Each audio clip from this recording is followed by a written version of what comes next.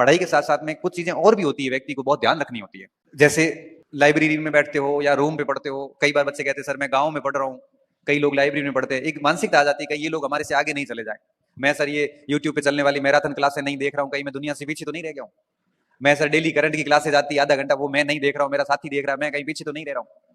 मैं sir YouTube उस पे टेलीग्राम पे कई सारे प्रश्न आते हैं, उन प्रश्नों के उत्तर नहीं देता हूँ, मेरे सारे साथी देते हैं, कहीं मैं पीछे तो नहीं रह रहा हूँ दुनिया से। मैं कहता हूँ भाई तू आगे है दुनिया से, अगर इस कचरे से बाहर है तो दुनिया से आगे है।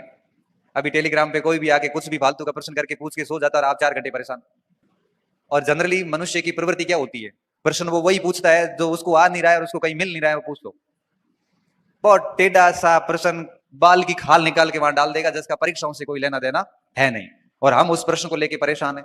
परेशान इस बात को लेके है कि आपकी सामग्री से सवाल नहीं आया, परेशान इस बात को लेके है कि इतना पढ़ने के बाद में भी आपको उसका उत्तर नहीं आया, जबकि उसका कोई मतलब नहीं होता। ऐसी चीजों से दूर रहें। यूट्यूब की दुनिया में जितने भी बड़े बड़े मैराथन चलते हैं, डेली करंट की क्लासेस वगैरह, मैं तो क्या इन चीजों के बड़ा खिलाफ हूँ।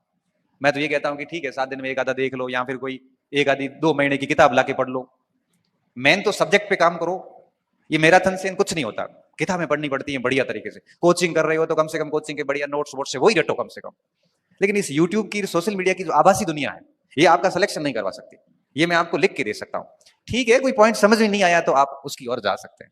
तो इस बात का भी ध्यान रखें। तो मैं क्या बोल रहा हूँ, मैं कह रहा हूँ कि आपके पास लिमिटेड टाइम, अच्छा ग्रुप अच्छे रखें, अपना सरल जीवन रखें, फालतू समस्याएं नहीं पढ़ें आप, और साथ में लिमिटेड कंटेंट रखें, माइंड को एक्टिव रख के पढ़ें, और साथ में इस बात का ध्यान रखें कि इस आभासी दुनिया से दूर रहें।